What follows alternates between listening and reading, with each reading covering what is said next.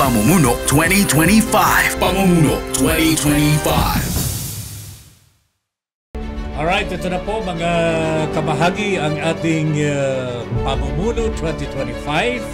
Ako po si Ben Paipon. Magandang umaga sa inyong lahat.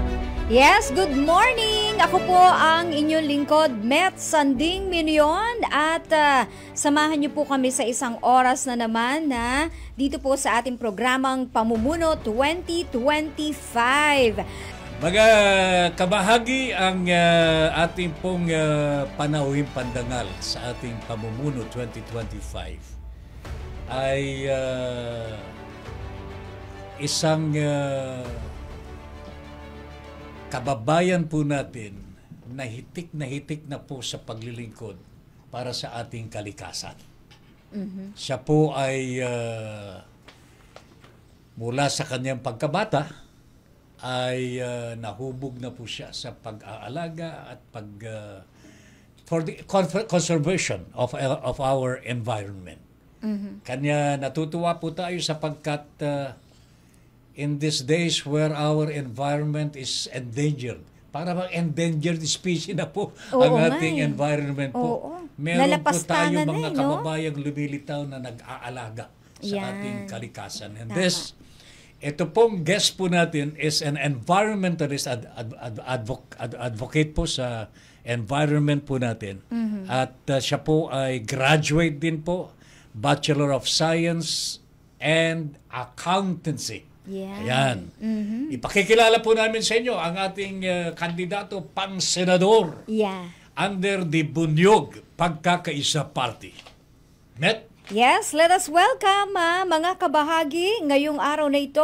Andito po live si Senatorial Candidate David D. Angelo. Magandang umaga po. Makakalikasang umaga po sa inyong lahat. Sana magdilang anghel yan, Senator David D. Angelo. Makakalikasang umaga po sa inyo mga kababayan saan mang sulok ng Pilipinas at ng mundo kasi napapanood tayo online. Yeah. Opo. Suki ako dito, nakailang beses tayo nag-discuss kasamang Ben, no? Ng mga issue sa Prime Water, issue sa Sierra Madre. Ngayon, live na.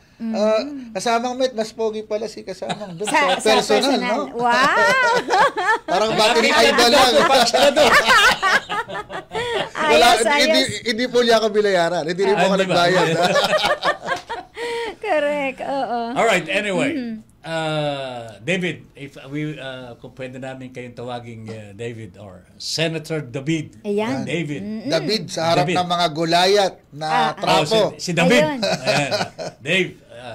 Dave, today is February 25 and we commemorate today the 39th anniversary ng EDSA, People Power, EDSA People's Revolution. Ika nga. Were you already born at that time? Yes po, ay 9 years old tayo noon. At sabi ko nga nung initial discussion natin, andun tayo sa EDSA noon, nayayaan ako nung tita ko na talagang Cory fanatic. Nakasuot pa kami nung parang may nakalagay na Incredible Hulk na tama na, sobra na, palitan na. So 9 years old, nandun ako sa yan ang mga slogans ng EDSA. araw. Si Met, ikaw ba talagang naabutan. were you already born? Yes naman, naabutan ko yan. Naabutan mo ba? Oo. At natatakot ako sa mga naglilipara, mga tora-tora that time. Oo. Di ba, Manila ako Barangka lang kasi kami noon taga Barangka Marikina kami nakatira. Okay. So malapit lang talaga. Yes. Actually, hindi lang yan. Mga sumunod din na kudeta. Nakakatakot din kasi nandun lang kami sa area. Grabe talaga yan. So anong naalaala mo during that time? Anong experience? I think ang pinakauna ko natakot, siyempre, yung experience na makakita ka ng mga tangke. Kasi yung tita ko bida-bida Gusto niya sa harap. Siyempre, kalad-kad ako sa mga daming tao. Tapos may tangke talaga. Sa mga sandalo, nakabaril. Pero ang nakaka-touch kasi doon na even na bata ako talaga nun, yung makita mo na yung mga madre mismo yung nasa harap. Tapos nagbibigay sila ng bulaklak, pagkain, at kahit isang putok, wala talaga Kahit yung mga sundalo naman, nakikipag-usap ng maayos doon sa mga sa mga tao. Pero I think ang pinaka nakakatakot yung may helicopter na lumilipad. Umiikot. Ang Kasi lapit, no? later ko na lang nalaman when I was a bit older na may order pala talaga yun na Yeah. paputukan yung mga nandun sa... Actually, Nakakatakot. there was an order at madidinig mo, nasa television noon eh. Yes, Order oo. from General Fabian Ver. Nakakakilabot. Mr. President, Oo. paputukan na. Nakakilabot ng Something time to na that yun. effect. Sana hindi na ako Ikot ng lumaki ikot para yan. tumakbo kung natuloy yun. But anyway, what do you, ano bang mai-relate, correlate mo ngayon yan? Yung nangyari po nung EDSA sa ngayon, sa buhay natin ngayon. Siguro una kong talakayin yung I posted a statement regarding the EDSA People Power. At marami nagtatanong sa ating mga kababayan. Ito rin siguro yung dahilan bakit nanalo si Duterte at saka bumalik kay Marcos. No? Marami ang nagtatanong na ano nangyari sa panghako dun sa EDSA. EDSA. Kasi ang daming pangako magaganda, pagbabago, mga pagsasaayos ng ating sistemang politikal at kung ano-ano. Pero kung titingnan natin, halos marami doon hindi natupad. Aminin Hindi natin. natupad, Nabigo talaga yung pangako na yon at marami ang sumisisi doon sa EDSA, sa diwa ng EDSA. Pero para sa akin, siguro unang-una partly Cory in some way is not really ready, and we have to understand that to be the president of the Philippines. At nakinig siya doon sa mga remnants ng old political system tulad nung siyempre hindi na pigilan yung ating mga utang na dapat hindi binayaran. Hindi na ayos yung pagreforma sa party list system na dapat yung mga political elites ay hindi na nakabalik. And at the same time, yun ding taong bayan, tayo in our part, kasi tayo ay bahagi ng EDSA eh. Hindi rin natin siguro nabantayan ng maayos. At naloko tayo muli ng mga buitre sa lipunan. Kasi yung kanta ng Asin, di ba? Na pagbabago. Kahit ilang EDSA pa, na tayong taong bayan ang nagtanim, umani at nagsaing, kung yung mga buitre na politiko ang makikinabang, kawawa pa rin ang taong bayan. At Yun ang nangyayari ngayon. Hindi maalis. Kaya ganun pa rin. Kasi ano tayo muli, ano bang tawag doon? Nabudol. Nabudol tayo muli ng Wala mga pang budol tao. nung araw eh. Hindi pa. Ayun, Hindi nabudol. pa uso yun. Hindi pa uso yung budol. Laloko. Naloko. Ganun ba yun? Okay. Pero ito tanong ko lang, malis lang tayo ng ikaw ay graduate ng BS Accountancy. Paanong na punta ang interest mo sa environment, being an environment activist, and now eto sa politika? Parang ang layo ng pagkukwenta. medyo malayo-layo talaga kasi ako ay to be honest, ako ay ulilang lubos. Namatay yung parents ko. Yung tatay ko namatay when I am 5 months old sa tiyan ng nanay ko. Both your parents? My mother died when I was 5 years old. So I grew up na literally para ako lang. So sa Quezon kasi maraming issue ng environment, issue ng magsasaka, issue ng mga buli-buling tinatawag, yung large fishing vessel sa Lamon Bay area. So nung nandun ako, high school and elementary, kasama na ako dun sa nakikita ko yung mga mangingisdang tumututol doon. So you were exposed early? Exposed early to the struggles of the fishermen in Atimonan, Quezon. I see. Meron pong nangyayari sa Palawan ngayon, sa environment doon sa Brooks Point. Yan. Labis-labis na po ang pagkakakalbo ng bundok. Ang ganda pa naman. To a point na bumabaha na sa kanayunan. Yeah. At talagang literally, sira na ang kabuhayan ng mga tao doon. Pero there is nothing that is being done Actually, to protect the environment. Actually, there's something that's being done. We have to remember that Mayor Hagedorn did his best to do something about these issues. Then we have Attorney Bobby Chan. Kung napapanood ng ating mga kababayan yung pelikulang Delikado, may mga taong tumututol doon. Si Attorney Bobby Chan, nanindigan siya doon, yung kanyang organization. Tinawag nilang para-enforcers. Hindi para, isa ay paralegal. Sila para-enforcers. Ginagamit nila yung kapangyarihan na nasa batas to arrest yung mga nakikita nilang on-site na nag-illegal lang. Para stop. Pero ang masakit kasi dito, yung mismong government ng Palawan ang nagpa-persona Yes. naggrata kay Bobby Chan. Nala. Kasi di umano ay may kaugnayan daw dun sa mga pagpuputol ng puno, sa iba't ibang negosyo na nandun. At ngayon, itong pagbaha sa ibang lugar sa Palawan na hindi naman dating binababa is directly associated with those incident, cutting of forest, illegal Yes, mining. mining. Nakakaawa yung mamamayan Grabe natin. talaga na makikita mo sa footage, sa TV Oo. footages. Dati hindi naman ganun nababalita ang At may mga malawakang namatay, pagbaha. may mga binaril sa paninindigan para maprotektahan yung forest ng I Palawan. see. Oo. Pero hindi nakakuha ng justisya itong mga tao. Oo. Oh, hindi na. Nako. Yun yung Pero nakakagalit. eto, Sir David, wag ka nang pumunta ng Palawan. Antipolo, Rizal, nakikita mo, nagiging, sabihin nila, nagiging progressive dahil sa maraming establishments, Quarrying, dinadayo. yung mga ganun. Pero, ang dami kong napansin doon na area na ngayon ay, yung mga kabundukan ay sinisira. Yung iba because of establishments, no, na tinatayo doon. At recently, yung mga pagbaha ay naitala din doon, sir. Yun yung nakakalungkot eh. Kaya nga, as part of another organization, itong Bayanihan para sa Kalikasan Movement Inc., in which I am one of the board of directors and the vice president. Sumama kami sa PMPI, sa organization, and we are pushing for the passage of the Rights of Nature Act. Yung Rights of Nature, it gives everyone the right to represent nature para magdemanda sa pagkasira ng kalikasan. Kasi ngayon, hindi ka pwedeng magdemanda na, sa alang-alang sa biodiversity ng Rizal, idedemanda ko itong kumpanya na ito. Hindi pwede yon kasi walang jurisprudence. I think isa sa nakalusot lang dyan si Attorney Oposa when nagdemanda siya sa government agencies for Manila Bay. Secondly, isa pang sinusulong natin ay yung criminalization ng ecocide. Ang ibig sabihin ng ecocide, wanted destruction of the environment. Kasi ngayon, pag sumira ka ng kalikasan, penalties lang na kayang bayaran ng mga kumpanya. Even yung sa Marinduque, yung Mark Copper Mine, hanggang ngayon, it has license. Hanggang ngayon, hindi nananagot ng tama. Diba? Kaya dapat, may criminal liability pag sinira natin ang kalikasan. So, wag lang multa. Ito po yung mga pag-uusapan natin mamaya ho.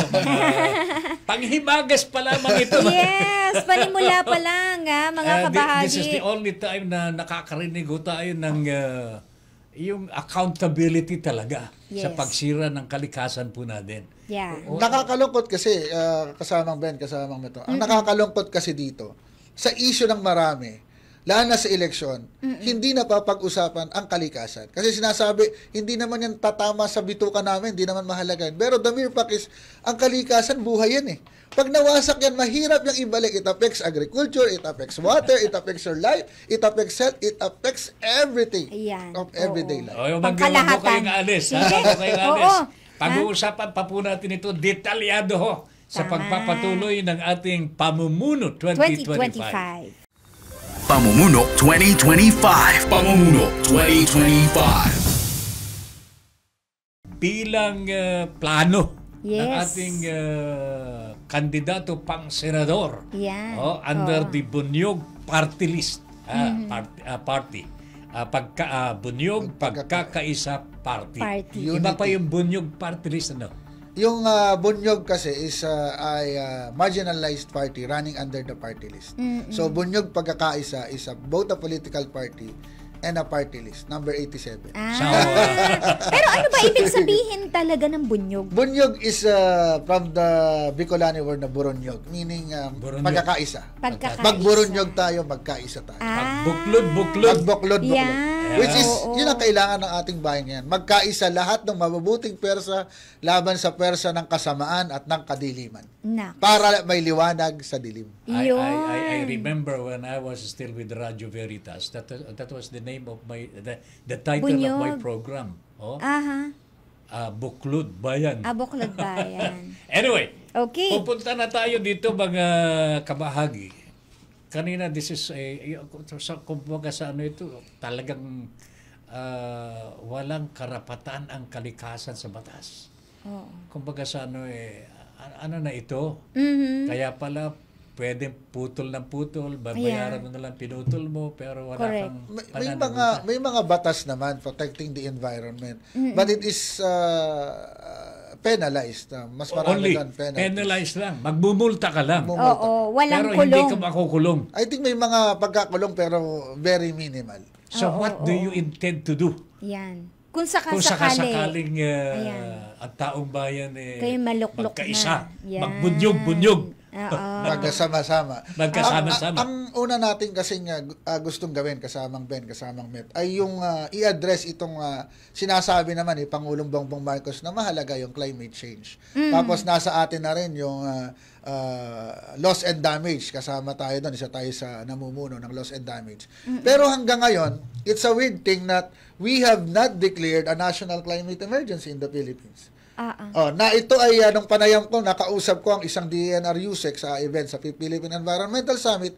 I asked the USEC, ire-recommenda ba ninyo na mag-declare ng climate emergency? Ang sabi niya, magdi-discuss ng expert and everything. Pero sa kanyang sariling personal opinion yung to ng USEC, hindi ng gobyerno, panahon na para mag-declare ng climate emergency. Kaya nung 2022 elections at hanggang ngayon, yun yung ating pinapanawagan na unang-unang gagawin natin to declare not only a resolution, kasi former senator already had a resolution declaring climate emergency, but to have a law, a climate emergency act that will really mobilize everyone to have all of the studies, have research about it, gumawa ng karapat-dapat science-based solutions and adaptation dun sa krisis sa klima. Kasi ang dami magiging problema, ang dami ng binabaha, ang lalakas na ng bagyo, pero yung solusyon natin hanggang ngayon, band-aid solutions, walang appropriate. Yun yung, di ba, agriculture sector natin, matinding tinamaan dyan. Yun yung pangalawa natin. Ang una natin, yung Climate Emergency Act. Pangalawa natin ay pagsolusyon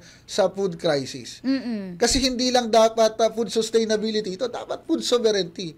We need to be able to produce our own food. Ang nakakatawa dito, ang ating lupa, kahit saan ka magtanim, may tumutubo, pero it's been neglected for a very long time. Baon sa utang yung ating mga magsasaka. Paano kasi, Dave, meron naman tayong inaasahan May importasyon naman Kuha naman tayo sa ibang bansa. Nakakatawa kasi dito, sa isang show, may in-interview na taga-DA. Ang sabi niya, 40 years na itong plano na ito na ginagawa ng government. Ang tanong nung 40 years na, hindi nyo binabago, hindi naman effective, pero 40 years nyo pinapaulit-ulit.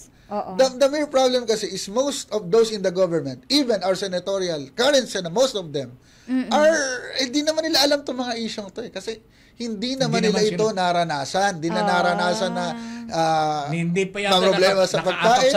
Sa putik Baka nakaapak. I think nakaapak naman, tapos may camera. Kasama yan. Diba? Photo op lang pala yun. ang solusyon ko kasi sa unang-una sa agrikultura, bukod sa dapat meron tayong genuine agrarian reform, to give and empower the farmers, kailangan din na, di ba, kasamang Met, sinesweldohan natin ang ating mga public school teachers. Sinesweldohan natin ang ating mga healthcare workers. Pero have we heard of agricultural workers being paid for by the government?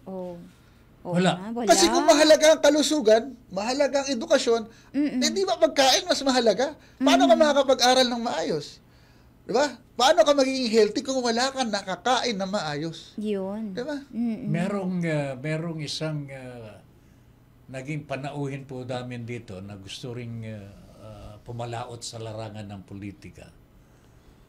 Ano yung sanabi niya, yung kung ang edukasyon ay number 1 sa budget. Kailangan din mabigyan ng dapat budget number 1 ang agrikultura. Sapagkat kung wala kang makain, walang laman ang utak mo. Tama yun, di ba?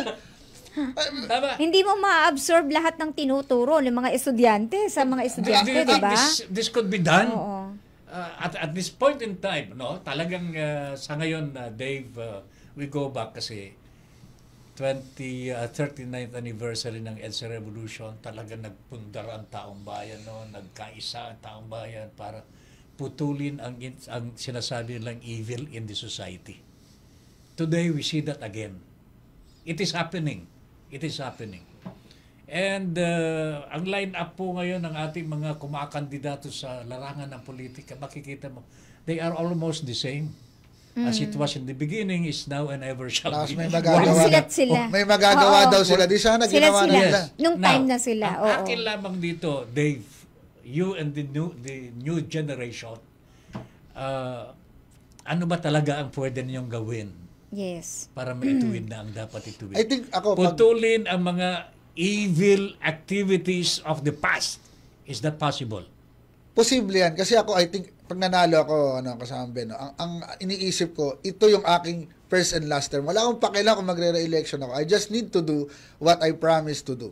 Kasama dyan, bukod dun sa environment, yung pagsasaayos ng ating political and electoral system. Yung pagsasabatas, pagkakaroon ng enabling law ng anti-political dynasty. Okay. Which I am dumbfounded about na nasa konstitusyon na pinagbabawal, bakit hindi ma-execute? Pero It yung should pa be rin self-executory.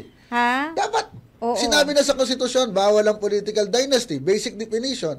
Yung sinabi lang naman kasi doon na, as provided by law, ibig sabihin, pwede pang i-determine ng batas, pwede pang ayusin, pero basic, bawal dapat. Bawal na talaga. Yan. Kasi Oo. ang nakakatawa, nauna pa na magpasa ng batas laban sa nuisance candidate, pag mumultahin ka ng 500,000, yung nuisance candidate, maiging tool lang yan ng mga trapo para, Tama, ito tama. kalabang ko to, nuisance candidate to. So, kawawa yung mga gustong tumakbo na miyembro ng LP. Nakasama rin ako. Malakas kasi yung LP ngayon. Yung mga lang pera Lang party. pera. Oo. Yan Yung ang mga- yan ang ibig Yes. sabihin ng LP ngayon. Oo. LP yun lang yung pera, LP. zero Walang pera. budget campaign, no? Kasi di namin sila kayang sabayan. Mga ads sila sa TV, yung kahit may pera ko, di rin naman ako sasayaw, di ba? May mga Yung billboards, billboard na di ba? sobrang May- lalaki, di ba? Hindi namin sila kaya sabayan. At hindi ko sila Yes. sasabayan. Oo. Kasi I believe na isa sa kailangang reforma sa ating electoral system ay yung pag-pondo ng gobyerno sa mga political advertisements. Kasi nag-a-apply ako. Diba, ang gobyerno ay parang HR, ang taong bayan ang sumusuri. Yes, So dapat yes. lahat yan, equal footing ang lahat ng tumatakbo. Hindi kung sinong may pera lang ang pwedeng makilala ng taong bayan. Ayun. Oo. Pero ito yung lipunan po natin na kinagisnan. Oo. Parang ano But na ba? if- Part na ng system? Pwede nang mabago ito. Pwede mabago ito. Actually, yun yung palaging sinasabi sa akin ng iba na, Dave, you should be realistic. Kaya lang ang problema kasi dito, paano tayo magkakaroon ng pagbabago kung lahat tayo kontento na sa realidad? And take note, ang realidad ay bunga ng mga nag-interest ng pagbabago dati. Yes. The only thing constant in this world, mga kababayan, dalawa. Change and, ano ba isa? Taxes. Taxes. Diba? So, kung constant yung change, ibig sabihin, this reality is not permanent. We Nako. only need people to act and leaders to visualize the change that we want to see. I see. Okay. We do not have them yet.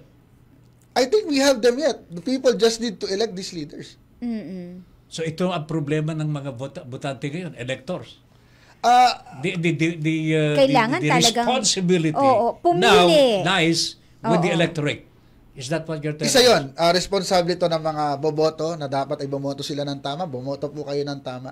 At the same time kasi, ang ating sistema din, pinapanatili itong sistema ng mahirap, sistema ng hindi na-educate ang botante. Kasi kapag ganito ang sistema, tawag dito, predatory politics, ay napapanatili nila na magbigay lang ng ayuda, magbigay lang ng iboboto na. Konting Diba? konting Kaya nga, di ba yung ating 2025 Bigas, budget ay ang dami ng realignment. Naisingit ko kayo, di ba? Oo, Papunta oo. sa mga uninstitutionalized ayuda program. Nako, ayan, mga ayuda. Nako. Oo. Pero ito, tanong ko lang, Sir David, no?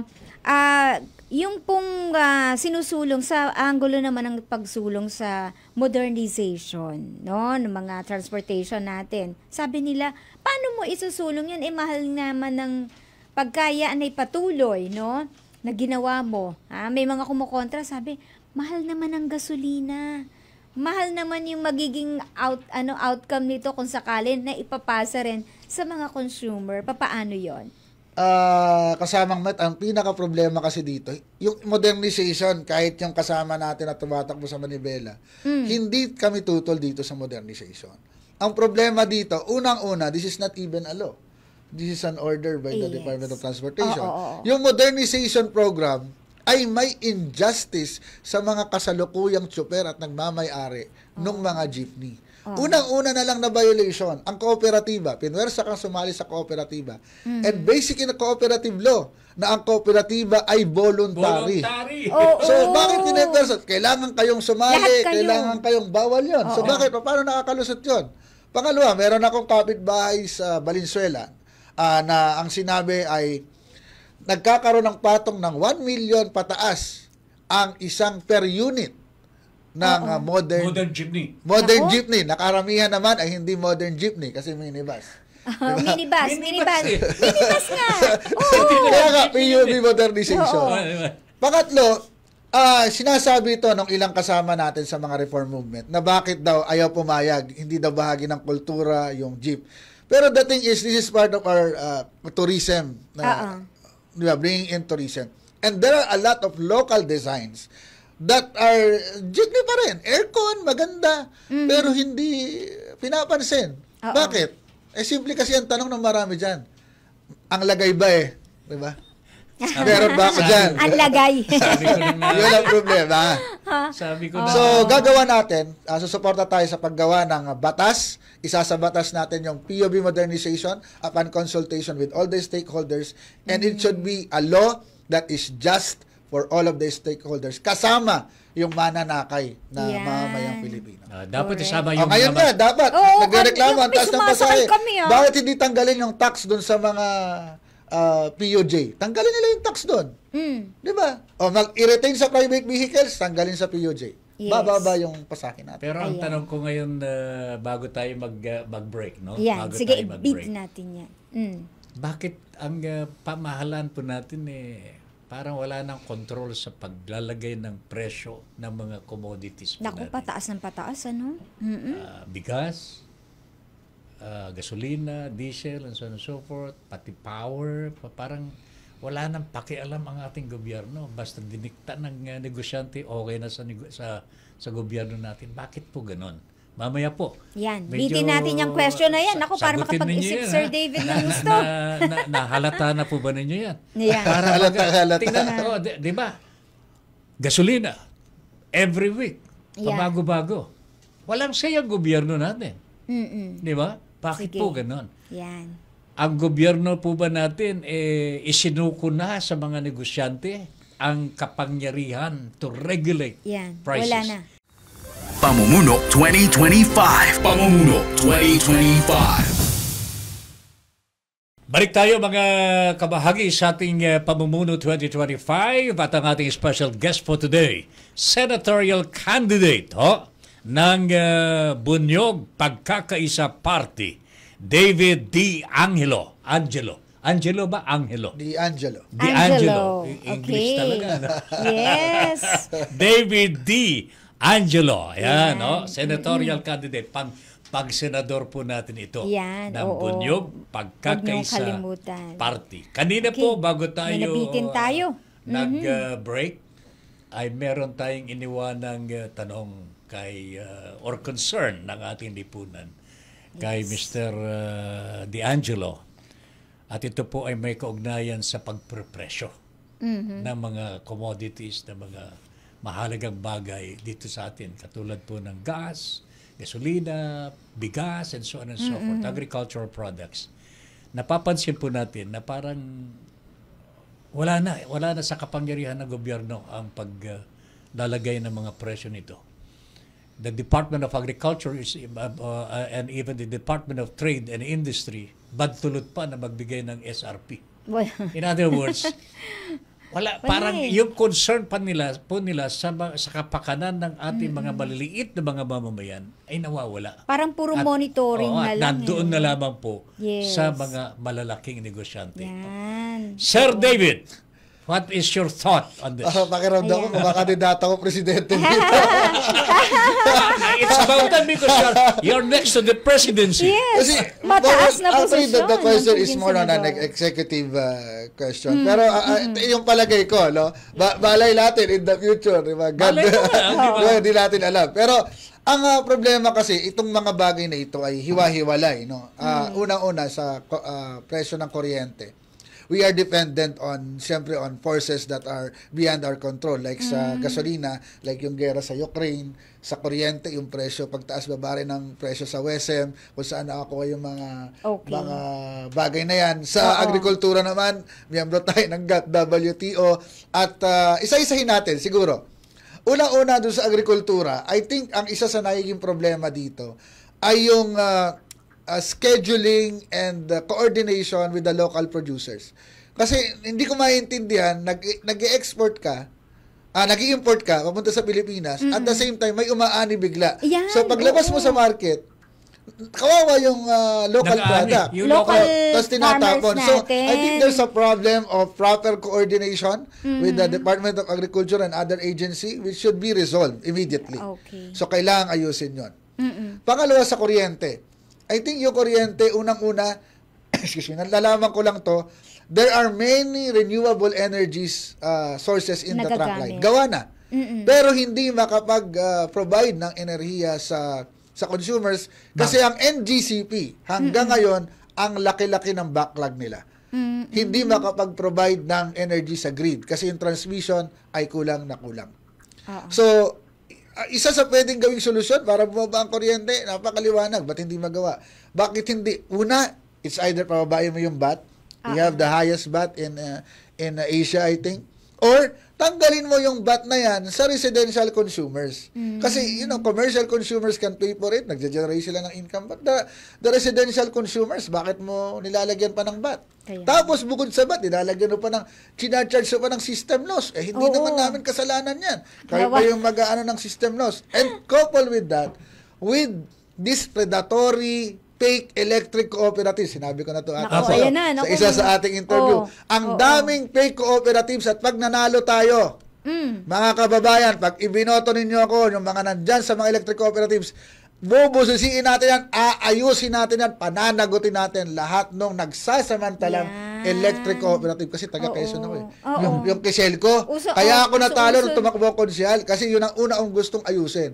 Panagutin natin at ayusin natin itong mga fake cooperatives na ito. Pagdating naman dun sa presyo ng gasolina, siyempre outside forces yan. The thing that we can do is to suspend. No, if the president has to suspend the taxation, the excise tax on public utility jeepneys.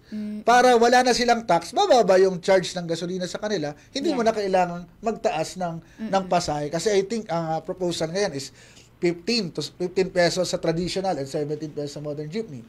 Pwede mo naman i-suspend muna. Pansamantala, since tumataas, suspend muna natin. Bawasan muna natin yung tax para hindi na natin kailangang dagdagan yung presyo. Pero, yun lang. Well, ang nakakahiya, hindi naman nakakahiya dito.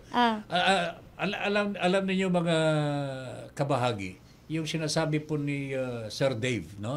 Senador Dave ngayon, ay talagang dapat po ito yung gawin. And probably nagawa na po ng gobyerno natin sa taripa. Tinanggal. Sa taripa, di ba? 15% na naman po ang taripa ngayon sa importasyon. Yes. But look what is happening in the prices of rice. Hindi po bumababa. Bakit po ganun? Fake naman kasi yung rice tarification law. It's not for the farmers. Okay. It's not for the farmers. It's the farmers are not benefiting. But exactly, Sino nagbe-benefit? exactly po. Kung ibinaba po ang taripa, ibig sabihin, itong mga importers, magluwag din po ng kanilang presyo. But they are not. Ganun So pa kung rin ikita po yung mga importers, pagbagsak ng taripa, sino tinulungan ng gobyerno natin? Parang lumaki lang ang kita nila ng mga importer. Lalo lumaki ang kita ng mga importers Dave, when you are going to be a senator, sana tignan po ninyo itong mabuti sapagkat ibabasura natin yung rice tarification law. At papaltan din natin, kung ako mananalo, ang una-una ko kunin na committee dyan, yung Committee on Environment, Agriculture, and Climate Change. Kasi, hindi ko na bawal magbanggit ng pangalan, pero the one sitting at the Senate Committee on Environment, Climate Change, and Agriculture has a vested interest, especially on agriculture. Hindi siya dapat dyan nakaupo. Ayaw mong banggitin ang pangalan, pero alam ko po ang pangalan po niyan kasi sinusubaybayan ko na.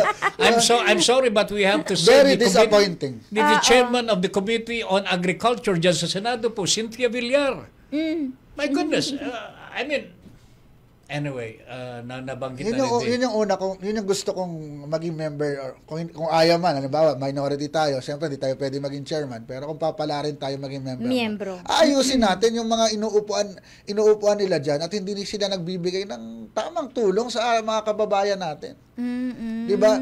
Sa bagay, tumatayo naman siya pag reclamation at apektado yung area niya, pero pag reclamation na ibang lugar, wala siyang pakialam. Oo. So, Okay. Yes, Ito singit lang, bago tayo mag-break, Sorry, sorry. May binabanggit ka kanina, sir, dun sa yung mga pagtaas ng gasolina because sabi mo nga hindi kasi yung kinukuha natin sa ibang bansa, no? Yeah. Pero kakataas pa lang ang pansin natin, kakataas pa lang sa world market.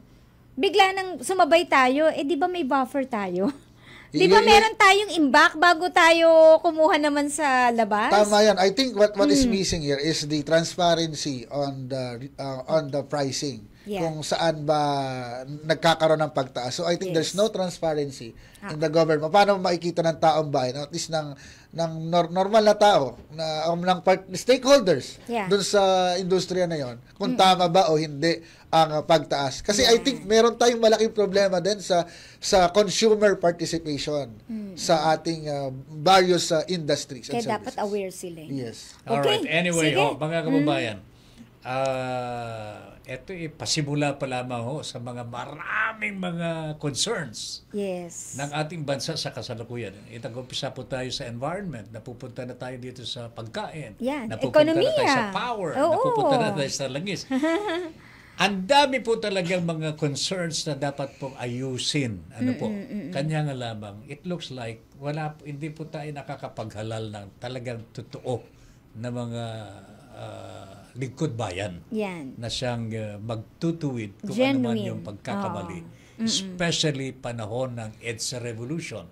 We cut the head of the devil, pero hindi namatay yung devil Lalong dumami pa Naku po, yun ang masaklap dyan It's di a ba? centipede, I think. Kinat mo yung It head. became a centipede. Tumubo uli They find a way Pamumuno 2025. Pamumuno 2025. Yes, balik tayo, Tata Ben, At sa mga kabahagi natin, kayo po'y nanunood na sa ikahuling bahagi po ng ating programang Pamumuno 2025. Ang dami na palang mga tanong Yes. mula sa ating mga taga-subaybay sa social media. Oo. Pero yung munang tampok mong question, Tata Ben, para sa ating guest for today, go ahead. I-fire mo na.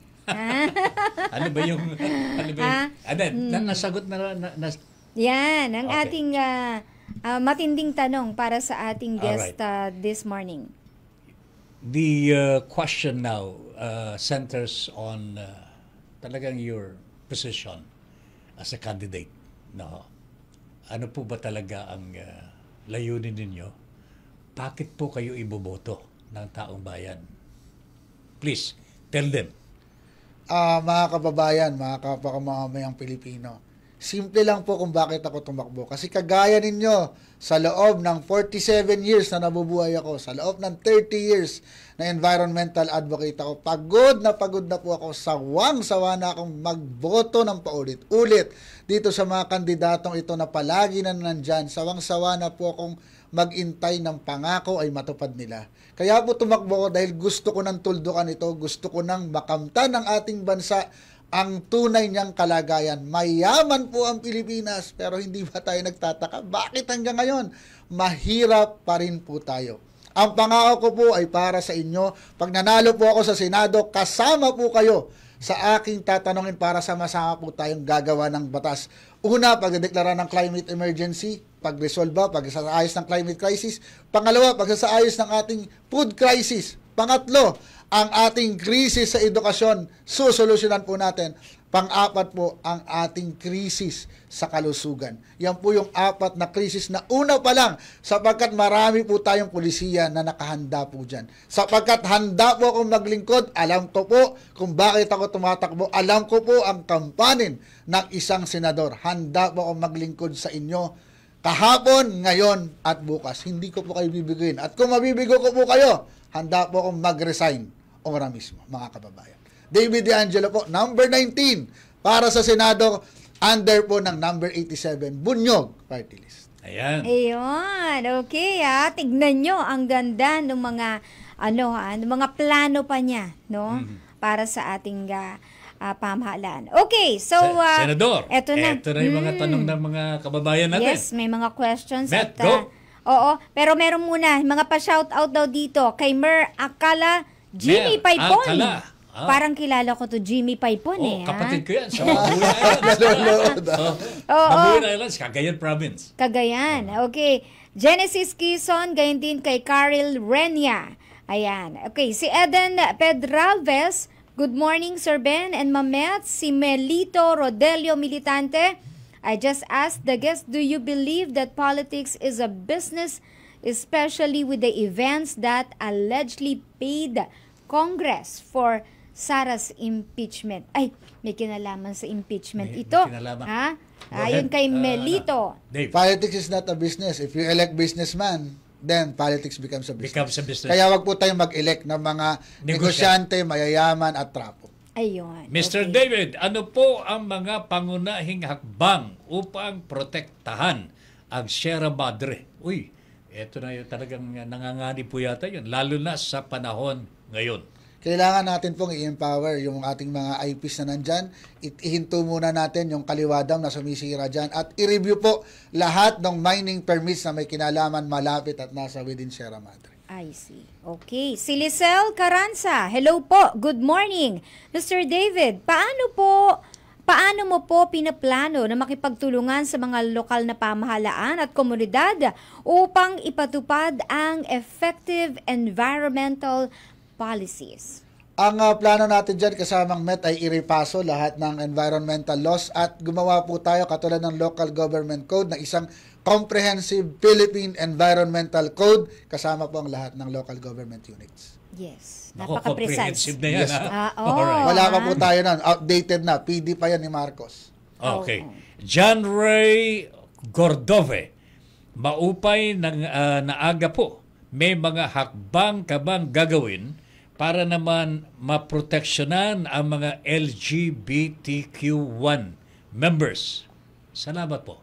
Yes po, sangayon po tayo doon sa SOGI bill na sinusulong na ngayon ni Senator Risa Ontiveros.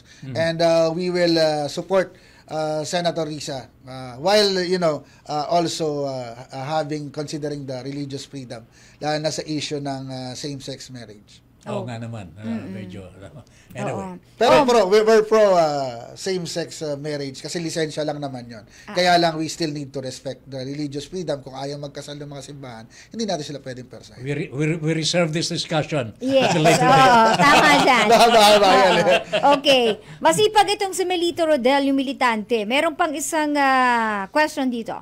What do you see as a solution to completely eliminate or at least reduce corruption in our country?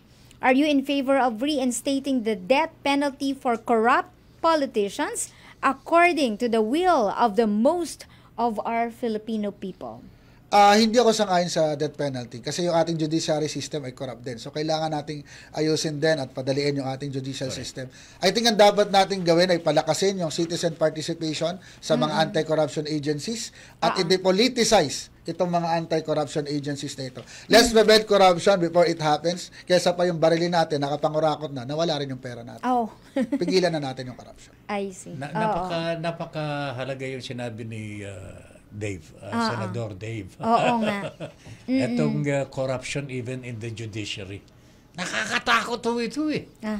Kasi hindi naman justice ang nangyayari. Justice Justice. Even our definition of democracy is different. It's a government of the people, tanggalin ng tao. By the people, bilhin ng tao. At for the people, By the people, pahirapan ng tao. PUY. Mali-mali spelling. Naku po, ano ba yan? And this is what is happening now. Ito yung nakakainis, nakakagalit. Kailangan na nating baguhin, mga kababayan. Job Quite Gonzales, our whole family members will vote for you, sir. Maraming salamat po. Ayan, hanapin mo ang Gonzales family na boboto para sa'yo. By the way, batiin din natin si Uno Maki sa Hong Kong, nanonood sa atin, and si Karen Mendoza Pama dyan sa Caloocan and also sa kabilang Caloocan din, sa North Caloocan. ang mag-asawang Messina, si George and Helen Messina. Hello po Alright. sa inyo. Finally siguro, Sir Dave, ano bang pananaw ninyo dito sa impeachment ni Madam Sara? Bakit ayaw pong gumalaw ang Senado dito? I think unang-una, nanindigan yung Bunyog, isa sa unang nanawagan na ma-impeach. Yung proseso ng impeachment ni VP Sara ay magtuloy. At nangyari yan. Kasi the only way that Vice President Sara can prove whether she's guilty or not is through the impeachment process. Dahil immune po siya sa anumang husgado. Pangalawa, napakaliwanag nung nakalagay sa konstitusyon. Even common sense nakalagay doon forthwith. Ibig sabihin, immediately without delay. There's even a definition, it should be within 24 hours. So dapat, tumatawag na impeachment proceedings si Senate President Chis Escudero bago pa yan magamit as a defense of Sara Duterte na dinelay ninyo ito, kaya yung inyong impeachment process ay hindi nyo na dapat ituloy. Well, I think, personal opinion, so, wag naman sana, no, kay Senator Chis, wag naman sana na ginagawa niya itong bargaining process Para sa for kanyang him sarili. to be the Vice President of the Para sa kanyang sarili. Ganun ba yun? Yes. Gagamitin po ang impeachment Kasi ni Sara. pag na-impeach si Vice President Sara, then the position of the Vice President will be Will declared go to, vacant and the ano, President yes. can appoint whoever he likes to be the Vice President. Pero anong pananaw ninyo dito sa panawagan na aksyonan na ng Pangulo Marcos itong impeachment? Bakit po pinababayaan na? Leadership-wise, I think the President should call for a special session of the Senate. So you agree? Leadership-wise, yes. Pero politically, I think he is thinking also politically that he is trying to be at least neutral with the issue. And we have to understand the position of the President. But if I am the President, I would call for a special session of the Senate. I will do Because this. that's the right thing to do. mapag-usapan That's what the kaagad. President needs to do. I will do the same. Pag kayo kung kayo ay nasa shoes ng Kaso ating hindi tayo Pangulo. siya, so... Oo. Yes. Oo. Anyway, Oo. I think this is about it for today, mga kabahagi. Would you like to leave a message? Baka gusto mong batiin ang mga kabahagi kababayan natin ba? sa mga nasa probinsya, Lalo diba? sa araw na ito ng Ayan, EDSA oh, Revolution. EDSA. Mga kababayan, lalo na yung mga kababayan ko sa aking kinalakihang probinsya, sa Quezon Province, ako po'y taga-Atimonan. At pinanganak din ako sa Malolos, Bulacan. Yun, sabi nga iba, Tagalog? LPA talaga ako, no? Tagalog Permanent na Tagalog. address. Kasi pag ulila ka ba, lipat-lipat ka. So, makalikasang araw po sa inyong lahat. At humihingi lang po ako ng tulong din sa inyo na huwag niyo lang po akong iboto. Tulungan niyo po akong ipakampanya sa mga kilala ninyo. Kasi ito na po yung panahon, ito na yung araw. At coincidence to, hindi ito magandang coincidence. EDSA People Power Revolution Anniversary. It's time to have a new kind of revolution. Revolution through the ballot. Baguhin natin ang Pilipinas tungo sa tunay na bagong Pilipinas that every one of us deserves. Mayaman po ang bansa natin, panahon na para mamulat tayo. At huwag tayong pumayag na ito lang ang kaya ng bansang Pilipinas. Iyon. Yan ay panawagan na sa mga millennials po natin. Oo. Mga Gen Zs lalong Lalo na, oo, mga kabataan. Kayo ang susunod eh. Yes. Kayo ang susunod. At ito po, pinag-aanda na po namin. Payaon na kami. Pero ito si Sir Dave, andyan na po ang kanyang posisyon. Naghahangad po ito na maging senador ng ating bansa. At tingnan po natin mabuti Correct. ang kalagayan po ng ating bansa sa ngayon at sa susunod na mga panahon. Yan. Yan. I think we have that responsibility na payamanin ang ating bansa sapagkat sabi nga ni Sir Dave, Mayaman po eh. tayo eh. Mayaman na. Yung tao lang ang Mayaman mahirap. na. Yung tao lang ang mahirap. That's Ha? why Pero ang ating we take bansa it ay for mayaman. granted because mayaman tayo. We're taking Correct. it for granted until the point na mahirap tayo because we take it for granted. Yes. Alright, Oo. so. Ayun. Okay. Teka muna, Tata Ben, pa-shout out daw muna sa ating mga kaagapay at syempre ang mga trainees natin, masisipag na trainees natin. Ha? Ngayon, dito, ang FEU Manila, ang UCCC, CEU, NCST, LPU Manila, UST, TUP, and PLM. Ayan. Lahat ng mga ito, wala yatang pasok ngayon eh. Hindi sila pumasok. Oh. A defiance of the President's will. Na, Pag nanalo ako, ipapangampan, ilagawa ko ng batas na dapat ang February EDSA Revolution. 25 ay holiday. Holiday. Sabi Actually, ano sabi lang ni siya Sir Marcos, special working. Special. Working holiday. Holiday. Binabago niya ang kasaysayan. Hindi dapat ganyan. Hindi Mali dapat. yan. Hindi Aha, dapat. Ayun. Okay. Oo, At nagalit na si syempre, Dave. tama eh. Oo. I-ano rin natin, shoutout din natin. Syempre, ang kaagapay natin dito, ayan, si Mga technical Miss department Ann. po. Of course, si Miss Ann sa syempre, production. producer natin yan. Oo, si Sir... Ango. Yan, si Sir and Ram Ram. Malonzo. Si Jan Serge, of course, and si Fiana. Yan, si Yan. Fifi. At si Aldrin kumakaway-kaway. At yung Aldrin. mga nasa engineering natin, hello. Lahat naman. Engineer Dave, thank you very much. At mga kasama po natin sa technical department, maraming salamat po. Dromar Napay, Joshua Ivan Seda, and Mark Opena. Yan. So, mga kabahagi, ito na po ang pagwawakas ng ating Pamumuno 2025. Kami po Yes. ang inyong Yes, ako po, si Met Sanding Minion. kabahagi sa Himpapawid, Ben Paipon. Maraming salamat po. Until bukas.